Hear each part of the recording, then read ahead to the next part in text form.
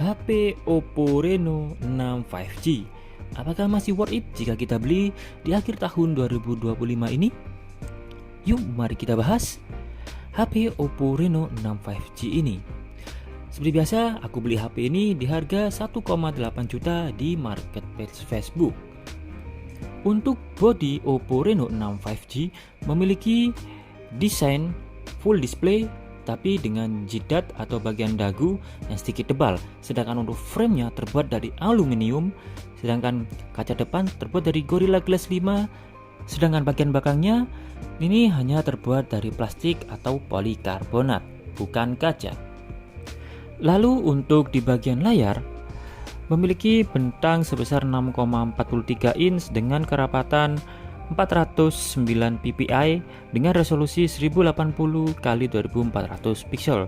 Tidak lupa juga dilindungi dengan kaca Corning Gorilla Glass 5. Dan layar ini terbuat dari panel AMOLED dengan refresh rate 90 Hz.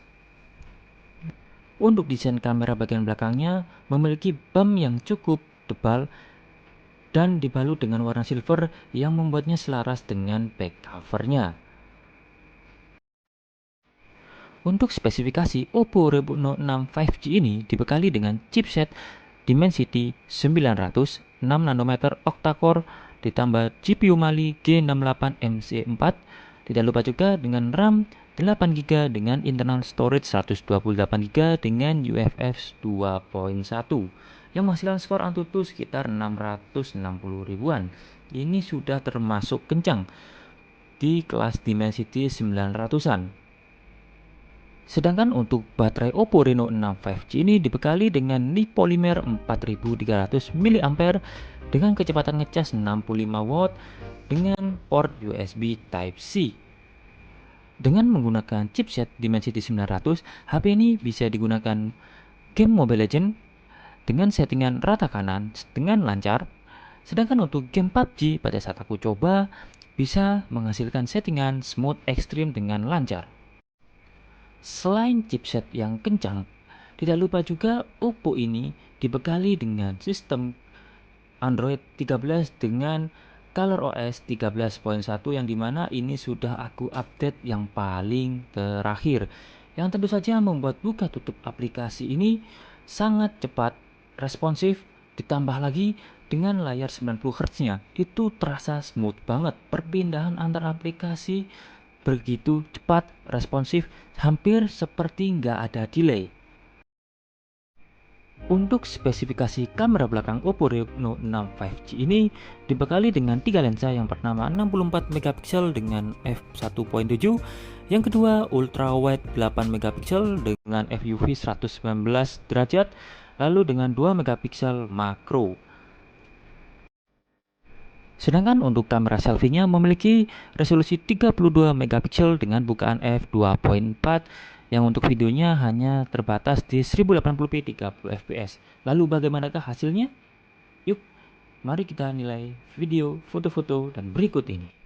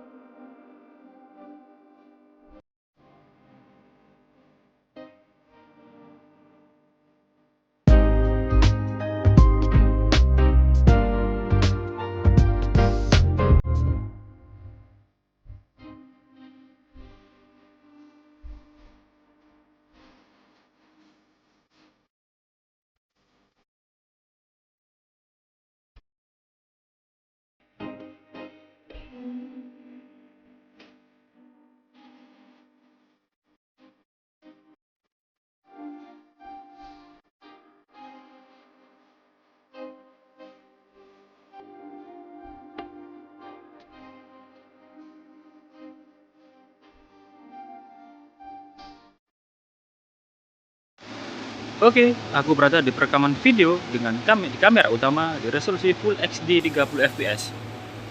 Untuk hasilnya bisa kalian lihat sendiri. Untuk stabilisasinya aktif, stabil ya, tapi ini masih belum di mode ultra stabil. Dan kita video ke langit. masih cakep. Oke, sekarang kita coba di Full HD 60 fps. Oke, aku sekarang berada di perekaman kamera utama di resolusi Full HD 60 fps. Tapi sayangnya kayaknya di 60 fps ini stabilisasinya mati ya. Jadi kelihatan kayak getar banget. Jadi nggak stabil. Untuk langitnya seperti ini. Oke, sekarang kita coba di resolusi lainnya. Oke guys, aku berada di perekaman kamera utama di resolusi 4K 30 fps. Ya, seperti tadi untuk stabilisasinya mati ya. Kelihatan getar. Oke, sekarang aku berada di perekaman video di lensa utama dengan fitur ultra stabil. Jadi untuk hasilnya berasa stabil banget ya.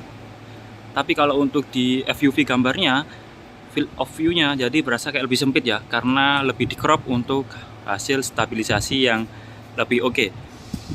Ini langitnya. Kita coba lagi sambil jalan. Oke, sekarang kita coba di kamera depan. Oke, ini aku berada di perekaman video kamera depan di resolusi Full HD 30 fps saja. Ini sudah paling mentok ya. Untuk hasilnya seperti ini. Bisa kalian nilai sendiri stabil apa tidak. Tapi kalau lihat di layar ini kelihatan kayak getar ya. Stabilisasinya nggak ada ini kayaknya.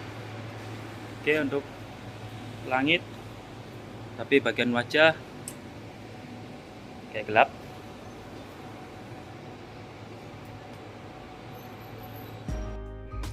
Apakah layak HP ini kita beli?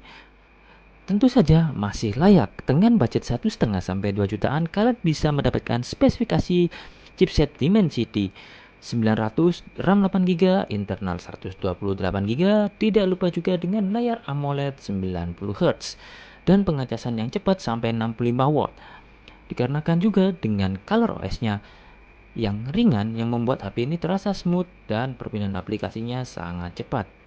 Untuk buat game pun tidak masalah, masih anget aja, dan untuk hasil kameranya sudah lebih dari cukup di harganya. Oke, sekian itu saja. Jika ada pertanyaan, jangan lupa like dan subscribe channel ini, dan silahkan kalian komen di bawah jika ada pertanyaan.